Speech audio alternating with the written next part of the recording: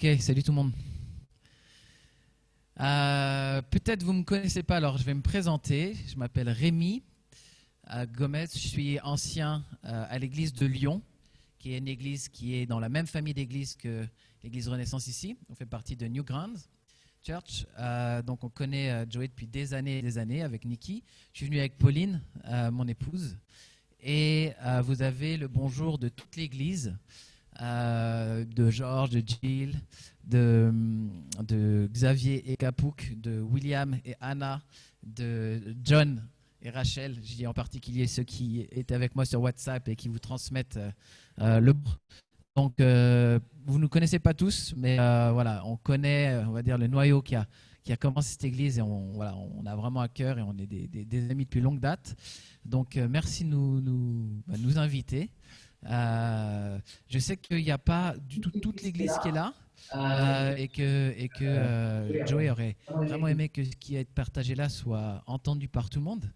Mais j'ai vraiment confiance que le Seigneur va le mettre dans vos cœurs et que ça va être dans l'église et que ça va être communiqué aux autres d'une manière ou d'une autre. Donc voilà, je vais aujourd'hui apporter un petit enseignement sur l'épître aux Colossiens. Et avant de faire ça, vous savez, l'apôtre Paul, il avait une tradition. Il faisait souvent ça dans ses lettres. Quand il écrivait une lettre aux églises, il disait ce qu'il entendait de cette église.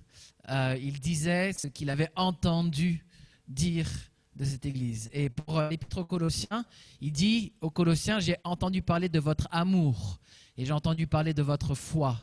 Et moi, j'ai entendu parler aussi de choses de l'Église qui est ici. Et donc, j'entends parler de votre affection mutuelle. J'entends parler de votre persévérance dans l'épreuve. J'ai entendu parler de votre loyauté et de votre zèle. Et c'est les 4 choses dont j'ai entendu parler. Et je pense que c'est bien de dire ça parce que le Seigneur a déjà commencé quelque chose dans cette église. Fait déjà des choses dans vos cœurs, fait déjà des choses dans vos vies. Et de l'entendre de l'extérieur, c'est un bon témoignage. Et donc, bravo. Et merci Seigneur pour ce que tu es en train de faire dans cette église. Et on veut plus. Je pense que vous êtes d'accord avec ça. On veut plus d'amour, on veut plus de foi, on veut plus de zèle, de persévérance. Okay? Donc voilà, je vais parler sur ce passage et je vais commencer au chapitre 3, au verset 1. Et donc, ça veut dire que je vous apporte un enseignement qui commence au milieu d'une lettre, d'accord ? Et quand on apporte un enseignement qui commence au milieu d'une lettre, ça veut dire qu'il y a eu d'autres chapitres avant, et tout ce qui est dit là dépend de ce qui est dit avant. Okay?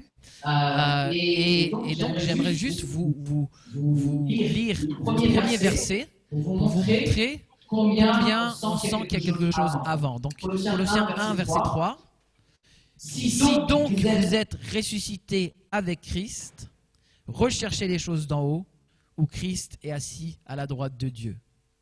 Donc, il commence par « si donc vous êtes ressuscités avec Christ ». Donc, on peut imaginer qu'il a de ça avant.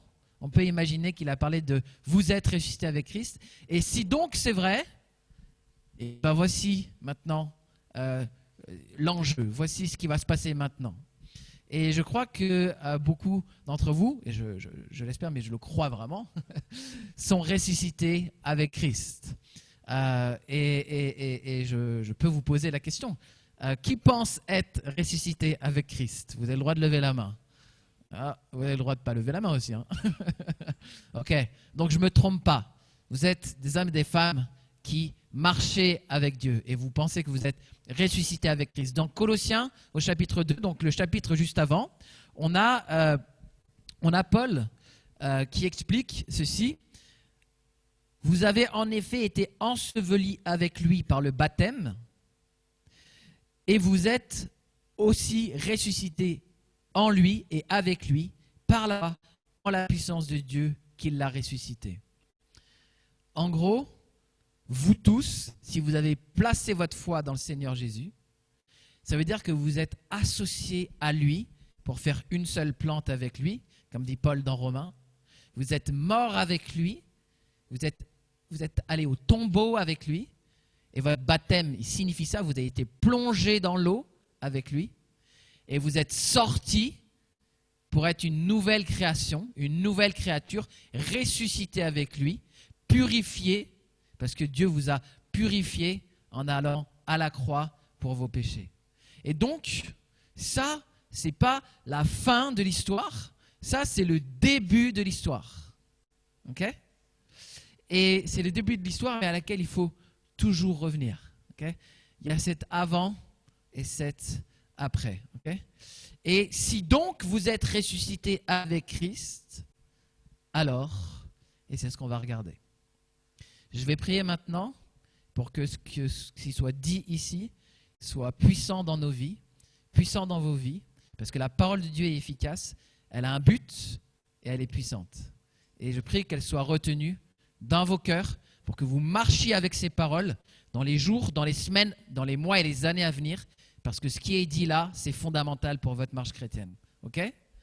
Seigneur, je te prie maintenant que tu nous places devant ta parole, non pas comme des gens fatigués d'entendre encore une nouvelle prédication, d'entendre encore un nouvel enseignement qui va glisser, Seigneur, mais que la semence de ta parole puisse toucher les cœurs, entrer profondément, Seigneur, dans nos intelligences, dans nos émotions et transformer, Seigneur, nos vies. Et je te prie, Seigneur, qu'on puisse être vraiment à l'écoute de ce que tu veux dire. Nous ne sommes pas placés devant moi, un homme, nous sommes placés devant toi, le Seigneur, le roi des rois, et ta parole est puissante. Et elle est appelée l'évangile éternel. Dans le livre de l'Apocalypse, il y a quelque chose d'éternel dans ce qui est dit là, Seigneur. Et je te prie qu'on le reçoive avec, vraiment avec crainte et avec honneur et avec attente, avec soif, Seigneur. Merci pour ce que tu fais. Ta parole est efficace. Amen. Si donc vous êtes ressuscités avec Christ, recherchez les choses d'en haut où Christ est assis à la droite de Dieu. Si vous êtes ressuscités avec Christ, si quand vous avez levé la main, ce que vous dites c'est vrai, alors maintenant, recherchez les choses d'en haut. Recherchez les choses d'en haut où Christ est assis à la droite de Dieu. Imaginez maintenant, Christ est assis sur son trône de gloire, au-dessus de toute chose, au-dessus de la création. Il rayonne dans la perfection de sa gloire. Il est saint, il est juste, il est puissant. Et notre regard, elle ne va pas s'affectionner et regarder les choses d'en bas. Si vous êtes ressuscité avec Christ, votre regard se porte sur lui, sur le Seigneur, dans toute sa gloire. Et c'est très important parce que jour après jour, nous marchons en regardant les choses d'en bas. Parce qu'il ne nous a pas sortis du monde, le Seigneur, il a dit, je les laisse dans le monde. Ils ne sont pas du monde. Je prie pour eux. Je ne prie pas pour le monde, mais je prie parce que je les laisse dans le monde. Alors, on est dans le monde, mais on n'est pas du monde. On est d'en haut. On est de cet endroit où Christ est à la droite de Dieu et il règne dans sa gloire. Et nous sommes assis avec lui dans les lieux célestes. Et donc notre intelligence, nos cœurs devraient être connectés à ces réalités, pas juste le dimanche matin, pas juste quand je mets de la louange, mais chaque minute, chaque seconde de notre vie, afin que nous marchions dans notre travail, dans nos familles, dans nos amitiés, comme étant des gens d'en haut, qui aspirent aux choses d'en haut. Et en haut, c'est l'Éternel qui réside. Il est dit que Jésus, ça c'est dans l'Épître aux Colossiens, est ressuscité, est remonté dans les cieux et remplit les cieux. Christ remplit les cieux. Et nous sommes en lui.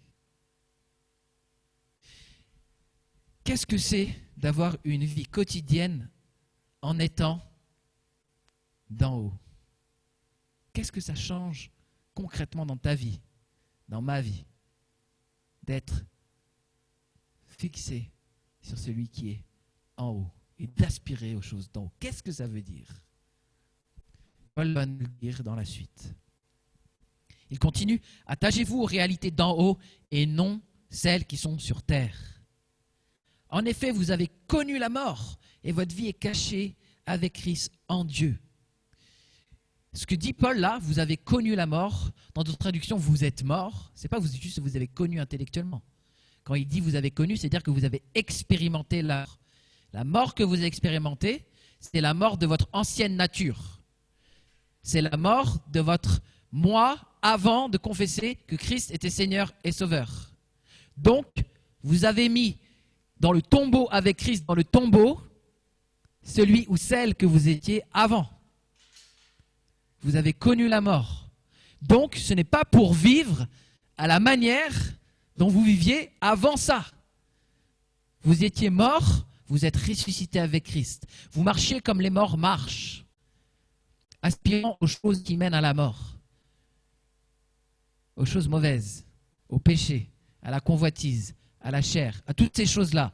Vous marchiez selon les principes de ce monde, mais ça, vous l'avez mis à mort en Christ pour vivre en nouveauté de vie. Vous avez connu la mort de votre ancienne nature, qui était condamnée, qui est appelée, qu'on est appelé fils de la rébellion, fils du prince de la puissance de l'air, fils du diable. Tout ça est mort avec Christ. Vous êtes maintenant fils et filles de Dieu, revêtus de l'Esprit Saint. Donc si vous êtes fils et filles de Dieu revêtus de l'Esprit Saint, nous pouvons et nous devons, mais nous pouvons, et c'est une bonne nouvelle, marcher selon l'Esprit de Dieu comme des enfants de Dieu qui ressemblent à leur Père. Amen? Ouais. Amen. Quand Christ, notre vie, apparaîtra, alors vous apparaîtrez aussi avec lui dans la gloire. Waouh! Et là, j'aimerais dire quelque chose par rapport à ce verset qui est pour moi très important. Peut-être pour moi plus que pour vous. Des fois, on veut, dans cette vie, en aspirant aux choses d'en bas, de la terre, une gloire. Une gloire terrestre. Je veux que le monde sache qui je suis. Je veux que le monde sache les dons que j'ai. Je veux que le monde sache et que je sois reconnu pour ce que je suis. Et moi, je vous dis, je peux avoir une faiblesse là-dedans. Je peux avoir cette faiblesse. Je veux qu'on sache. Mince. Qu'est-ce que dit le Seigneur? Il nous dit, calme-toi. Reste tranquille. Il nous dit, quand Christ, notre vie, apparaîtra, alors vous apparaîtrez aussi avec lui dans la gloire. Est-ce que c'est le moment maintenant de notre gloire? Certainement pas. Est-ce que c'est le jour aujourd'hui où tous les honneurs doivent nous être faits? Certainement pas. Quand Christ est venu sur terre, il a quitté la gloire du ciel. En Philippiens 2, 5 à 7, il est dit, lui qui était de condition divine n'a pas regardé son égalité avec Dieu, mais il s'est rendu en tout semblable aux hommes, prenant la forme du serviteur, mourant à la croix. Il a quitté la gloire du ciel.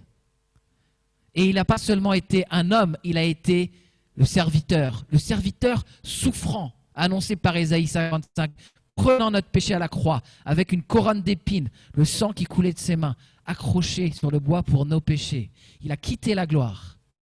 Et en quittant la gloire et en marchant comme ça, il était en train d'accomplir la pleine volonté de Dieu. Et les gens se moquaient de lui, crachaient sur lui, et ils disaient, descends de la croix si vraiment tu es le Fils de Dieu. Il n'était pas dans la gloire.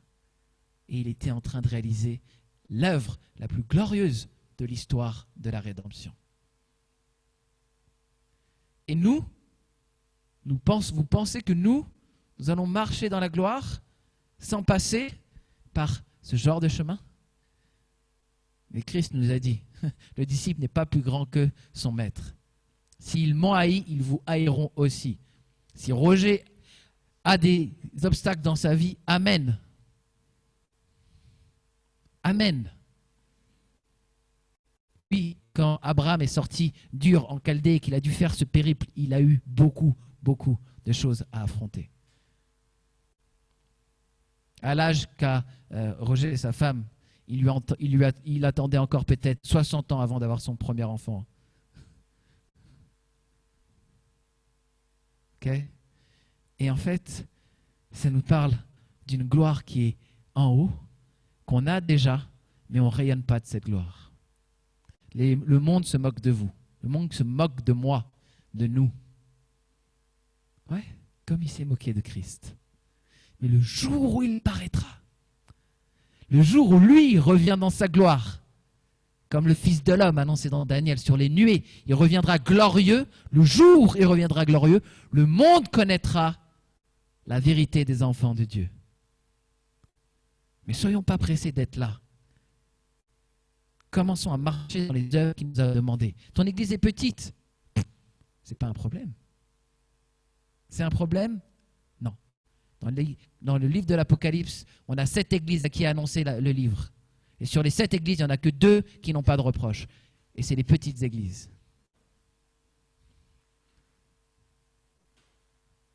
Ne méprisez pas les petits commencements. Ce n'est pas de moi. Soyez attirés par les choses humbles et non par celles qui sont élevées. Ce n'est pas de moi. Je suis doux et humble de cœur. Ce n'est pas de moi.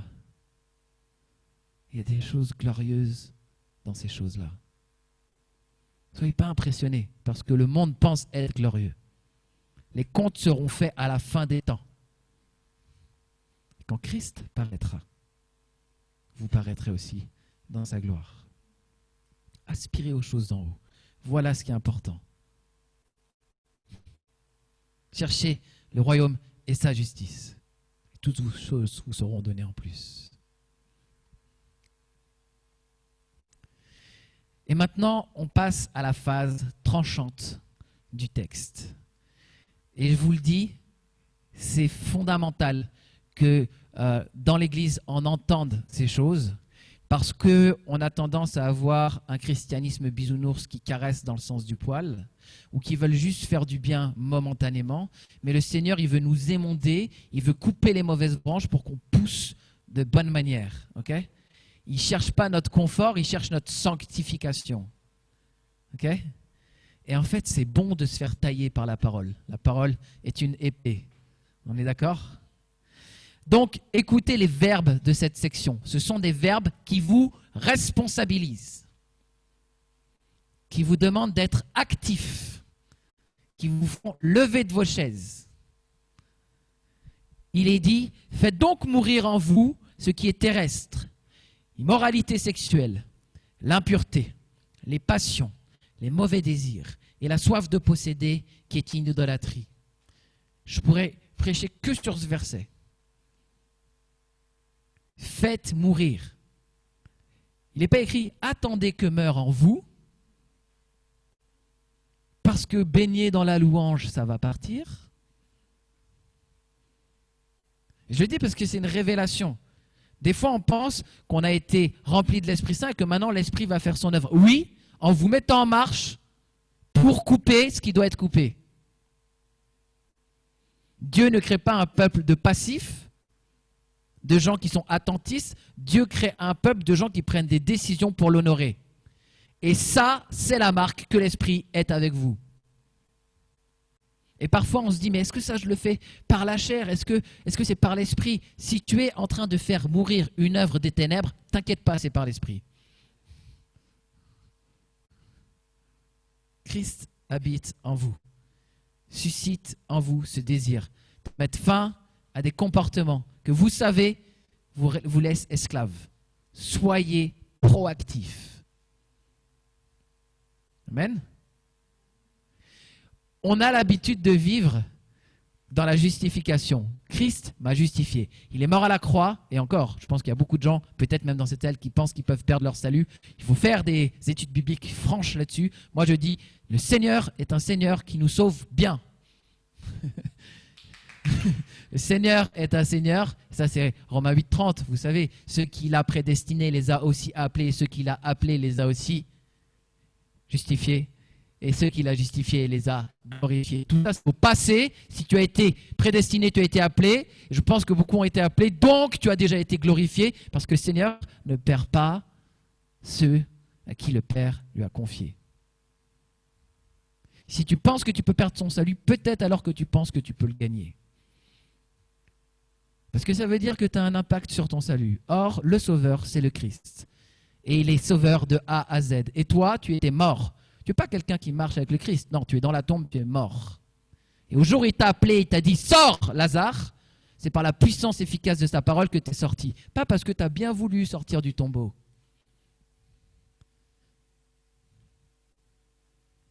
Il y avait un pasteur qui faisait ça, un enseignant de théologie qui amenait ses élèves dans des cimetières et qui leur disait « Allez, maintenant, prêchez l'évangile !»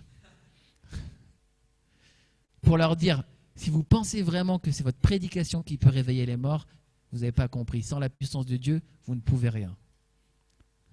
Et donc, en réalité, si Christ vous a sorti du tombeau, je vous le dis, vous n'avez rien demandé.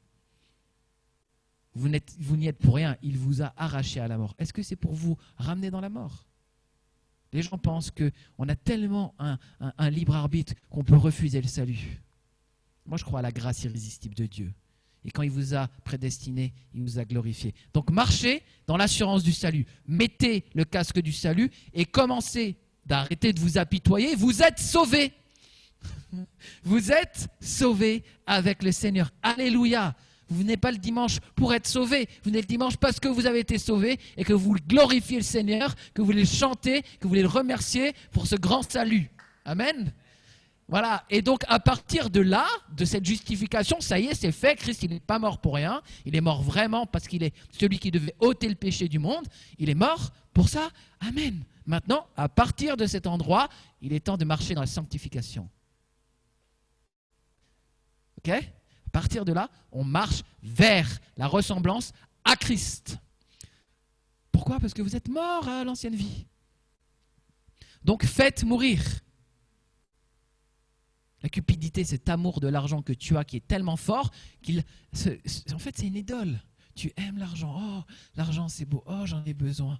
Oh, vraiment, c'est ma sécurité. Non, la sécurité, elle est en Christ. Et ça, c'est à faire mourir en nous. Moi, le premier. Les mauvais désirs, l'impudicité. Qu'est-ce que c'est ? Ce sont des choses qu'on pratique, qui nous font plaisir, parce qu'on ne sait pas prendre plaisir en Dieu. Ce n'est pas une parole de condamnation qui est là. Ok ? Mais c'est une parole d'encouragement à aspirer aux choses d'en haut, à vivre des richesses du ciel. Elle est pour nous tous. Les mauvais désirs. Ok ? L'impudicité. Ces choses. Personne n'est pointé, tout le monde est pointé. Amen. On continue. C'est à cause de cela que la colère de Dieu vient sur les hommes rebelles. Moi, je préfère la traduction « les fils de la rébellion ». Et vous, autrefois, lorsque vous viviez parmi eux, vous marchiez dans ces péchés. Mais maintenant, renoncez à tout cela, la colère, la fureur, la méchanceté, la calomnie, les grossièretés qui pourraient sortir de votre bouche. C'est intéressant parce qu'en fait, il y a un entre-deux. Vous n'êtes plus de ces gens-là, mais vous pouvez pratiquer ces choses.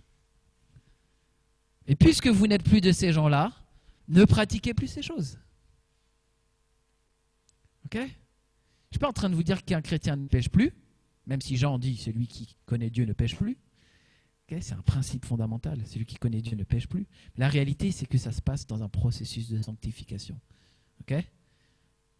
Vous n'êtes plus de cet homme et de cette femme morte avec Christ, donc marchez selon votre nouvelle nature. Ok ?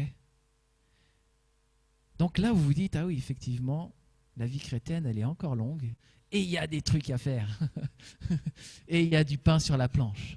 Mais c'est génial. C'est génial, parce que l'Église marche de gloire en gloire, à la ressemblance du Seigneur. Et c'est les individus qui font l'Église. Et vous savez, ce qui est génial, c'est que votre sanctification affecte l'Église. Des fois, on croit que la sanctification, c'est personnel. C'est personnel, mais si tu te sanctifies, c'est une bénédiction pour celui qui est à côté de toi.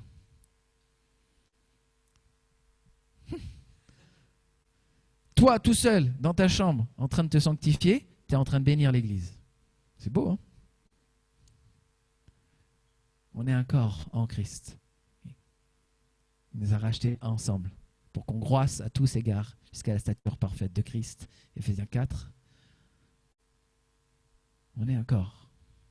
Et j'aime bien replacer la sanctification dans le cadre de l'Église parce que du coup, on est moins égoïste. Ah, aujourd'hui, j'ai envie de me sanctifier. Oh, aujourd'hui, non. Non. On participe à quelque chose de collectif. Amen. Ok. Et on va passer à l'aspect plus relationnel des prescriptions. Ne vous mentez pas, verset 9, les uns aux autres, car vous vous êtes dépouillés du vieil homme et de ses manières d'agir. Peut-être que vous vous êtes menti récemment dans l'église. Ah, c'est jamais des gros mensonges si vous êtes chrétien, mais peut-être un peu. Dépouillez-vous de ça parce que vous vous êtes dépouillé du vieil homme. Le vieil homme, c'est cette idée de celui qui est mis au tombeau. Hein. C'est lui. Lui, il mentait. Cette femme et cet homme mentaient. Mais l'homme nouveau ne ment plus. Dépouillez-vous de ça. C'est des fardeaux inutiles. Vous avez revêtu l'homme nouveau qui se renouvelle pour parvenir à la vraie connaissance conformément à l'image de celui qui l'a créé. Alléluia. Et là encore, c'est magnifique. Il dit au passé, vous avez revêtu. Ok? Vous avez revêtu. Vous avez déjà ce vêtement. C'est comme si vous aviez un uniforme, peut-être de la police, je ne sais pas, ou, allez, un truc peut-être polémique, un uniforme d'agent hospitalier, et que vous soyez là, à l'hôpital, et que vous agissiez comme si vous étiez dans la rue. Ça n'a pas de sens. Vous avez revêtu votre blouse, vous avez revêtu votre masque, vous avez revêtu vos chaussons d'hôpitaux. Et vous êtes donc dans ça, dans cette nouvelle réalité. Donc ne marchez pas comme si vous n'étiez pas à l'hôpital, marchez comme si vous étiez là, dans cette réalité. Or, l'homme nouveau, c'est la ressemblance de Christ. C'est la pureté, c'est la sainteté, c'est la bonté, c'est la douceur, c'est la gentillesse, c'est la joie, c'est la paix, c'est la patience. Marchez selon cette identité qui vous a été donnée en Christ. Amen. Amen. Déjà qu'on sache qu'on porte cette blouse. Vous avez été revêtu de robe blanche, moi je pense. Un vêtement de pureté, qui est celui du Christ, bien sûr. Mais vous l'avez. Quand le père du fils prodigue, celui qui est parti, dilapidant les richesses de son père, son héritage, quand le père a vu revenir son fils, il lui a mis une robe, tout de suite.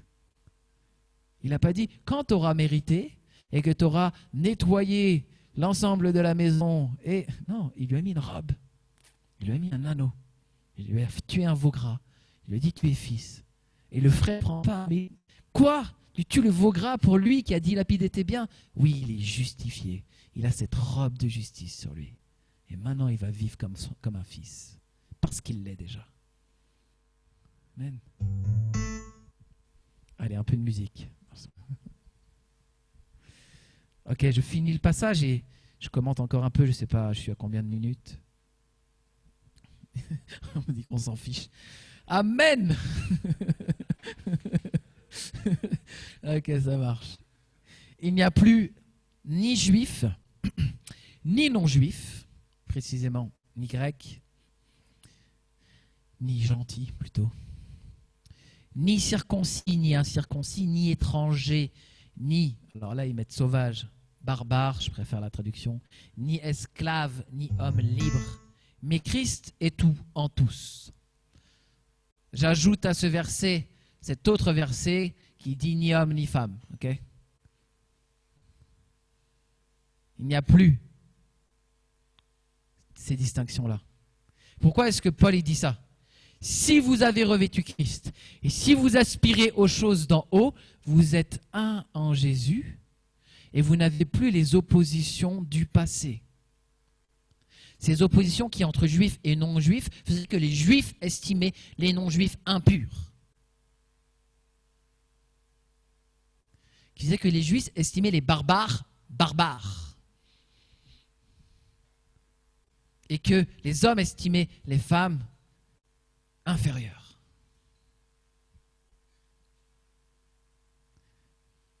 Alors je crois en la complémentarité des hommes et des femmes. Je crois à la diversité des couleurs de peau. Je crois en la diversité merveilleuse que Dieu a fait éclore dans sa création. Mais nous sommes un en Jésus-Christ.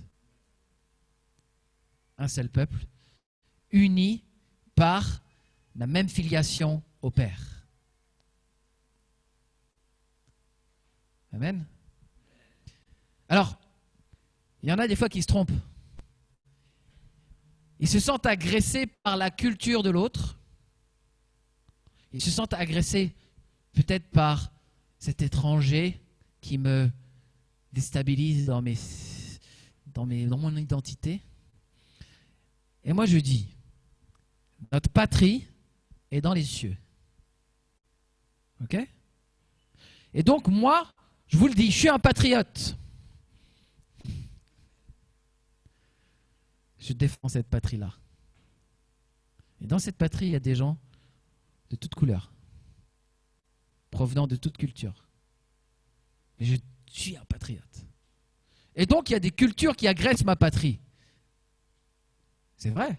Il y a des religions qui dénient que Christ soit mort à la croix et qu'il soit fils de Dieu. Vous mourrez en face de vous. Vous voyez? Si vous avez envie de combat, si vous avez envie de patrie, si vous avez envie de guerre, je serai avec vous. Mais il ne faut pas se tromper de combat.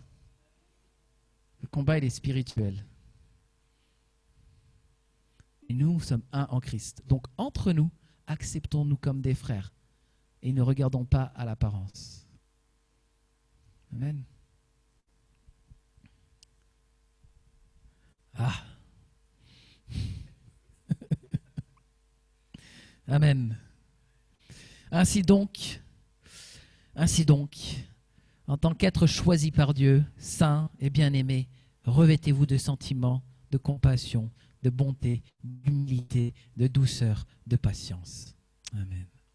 Supportez-vous les uns les autres. Si l'un de vous a une raison de se plaindre d'un autre, pardonnez-vous réciproquement. Tout comme le Christ vous a pardonné, pardonnez-vous aussi. Mais par-dessus tout cela, revêtez-vous de l'amour qui est le lien de la perfection. Ok, il y a des besoins de pardon dans cette église, il y a des besoins de réconciliation dans cette église. Il y en a besoin. Et notre posture quand on est blessé, c'est de nous bloquer, c'est de nous braquer, c'est de tenir l'autre à distance. Ok? Et le monde propose tout un tas de solutions quand on est en conflit. La solution de la Bible, c'est pardonnez-vous. Et ce n'est pas pardonnez-vous parce que vous avez envie de pardonner. Ce n'est pas pardonnez-vous parce que vous vous sentez prêt. C'est pardonnez-vous, il vous a pardonné. Il vous a pardonné. Peut-être tu penses que l'autre n'est pas digne de ton pardon. Demande-toi si, aux yeux de Dieu, tu es digne de son pardon. Je ne suis pas digne de son pardon. J'ai péché contre l'Éternel, qui est saint, juste, bon, véritable, qui ne fait jamais le mal, qui m'a donné la vie, mon corps, mon intelligence. Même quand je le maudis, c'est parce qu'il m'en donne la force.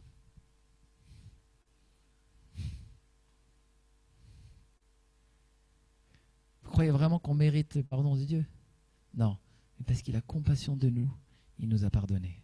Et non seulement il nous a pardonné, mais regardez la souffrance qu'il a assumée. Et au regard de ça, réinterroger la situation de non-pardon. Alors attention, il y a des grandes violences qui peuvent se passer, d'accord? Je ne veux pas mélanger toutes les histoires. Il y a des gens qui vivent du traumatisme, ok? Et je ne veux pas minimiser ce que vous avez pu vivre, ok? Et ça, si c'est le cas, vous avez besoin d'être accompagné dans la prière, dans l'amour, dans l'affection. notamment l'affection des gens de l'Église, et vous avez le droit de faire sortir ça en tenant vos distances avec ces gens. S'ils ont été dangereux pour vous, peut-être qu'ils le seront encore. On ne vous demande pas forcément toujours de retourner à une relation qui serait malsaine. Mais vous avez, pour votre propre libération, cette possibilité de trouver en Christ un sentiment de pardon et de réconciliation, en remettant cette personne à Dieu, en disant « Seigneur, je lui pardonne quel que soit ce qu'il m'a fait. Vous n'êtes pas responsable de vos persécuteurs, hein, mais vous les laissez à Dieu qui est responsable de sa création. » Amen. Mais Dieu ne veut pas que vous viviez dans le ressentiment toute votre vie, et il a de la guérison pour vos âmes. Et ça, c'est surnaturel. Ça, c'est surnaturel.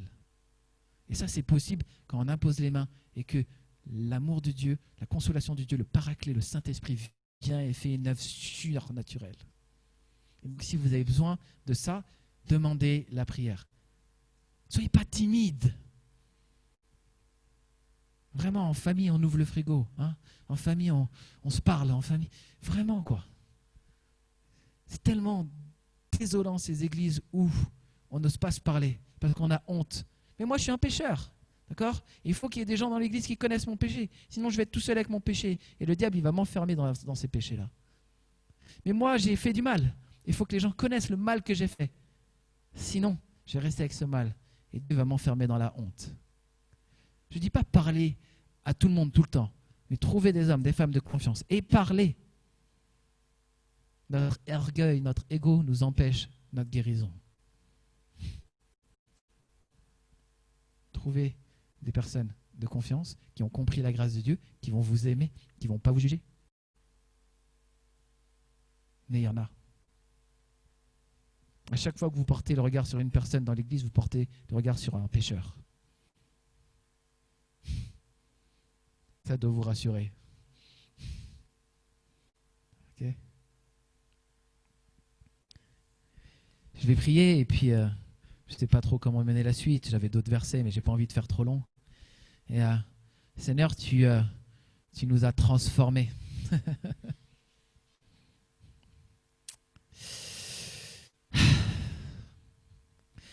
Seigneur, tu ne nous laisses pas dans la passivité. Et je te loue parce que pendant des années, j'ai été dans la passivité, j'ai été dans l'apitoiement. Et je te loue que tu m'y as laissé. Comme Robinson Crusoe dans son bain de boue.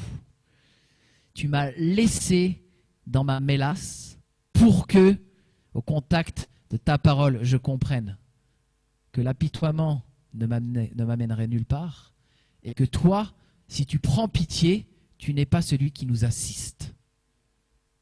Tu ne fais pas de nous des assistés. Tu nous dis, je n'ai ni or ni argent pour toi, mais ce que j'ai, je te le donne, lève-toi et marche. Et Seigneur, je te prie, Seigneur, que cette parole de l'Esprit, lève-toi et marche. Fais mourir ce qui est de la chair. Arrête l'impudicité. Mets-toi en route vers la sainteté. Réconcilie-toi avec ton frère et ta sœur. Que ces paroles-là, qui sont dans ta parole, nous viennent directement comme une parole pour aujourd'hui, pour maintenant, et que demain change. Seigneur, je prie que nous le recevions dans nos cœurs, pour de vrai. Tu es en train de nous parler. Tu veux que tout de suite, ça active quelque chose. Et tu le fais, Seigneur. Je prie de donner le courage, la force à celles qui n'en ont pas, d'aller parler de leurs péchés ou de leurs péchés qu'ils ont subis ou qu'ils ont commis pour qu'ils puissent le déposer à ta croix. Parce que tu es mort pour ça, une bonne fois pour toutes. Je prie, Seigneur, que les cœurs soient purifiés, que les consciences soient apaisées, Seigneur. Et que tu fasses de cette église une église de soldats, de guerriers qui marchent pour la patrie céleste. Qui cesse le racisme, la misogynie ou toutes ces choses qui ne font pas partie de ton royaume et qui combattent le bon combat contre ceux qui disent le faux à la place du vrai. Tu es le chemin, la vérité et la vie, Seigneur. Et je prie que des hommes et des femmes soient prêts, debout, forts pour le proclamer. À partir de cette église Renaissance à Genève, pour la ville et pour ses environs. Au nom de Jésus. Amen. Seigneur, je te prie que cette semaine, dans les groupes de maison, ou peut-être à la rentrée, ou dans les Zooms, ou dans les coups de téléphone, des gens s'appellent et se demandent pardon. Seigneur, je te prie ça.